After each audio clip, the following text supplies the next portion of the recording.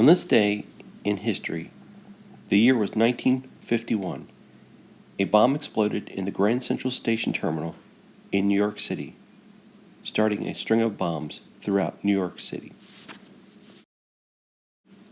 George Peter Medeski, better known as the Mad Bomber, was an American electrician and mechanic who terrorized New York City for 16 years in the 1940s and 1950s with explosives that he planted in theaters, terminals, libraries, and offices.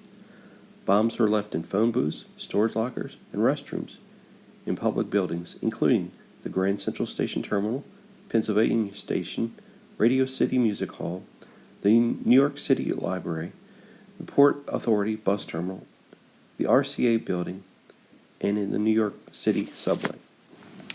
Angry and resentful about events surrounding a workplace injury suffered years earlier, Medeski planted at least 33 bombs, of which 22 exploded, injuring 15 people.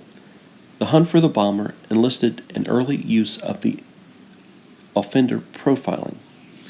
He was apprehended based on clues given in letters he wrote to newspapers.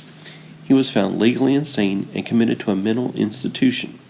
In 1973, the United States Supreme Court ruled that a mentally ill defendant cannot be committed to a hospital operated by the New York State Department of Correction Services unless the jury finds him dangerous.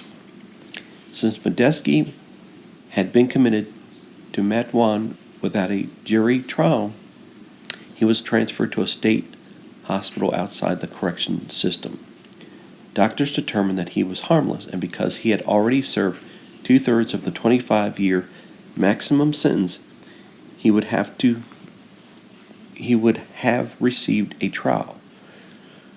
Medeski was released on December 13, 1973. The second condition was that he make regular visits to a Connecticut Department of Mental Hygiene clinic near his home. Medeski returned to his home in Waterbury, Connecticut, where he died 20 years later at the age of 90.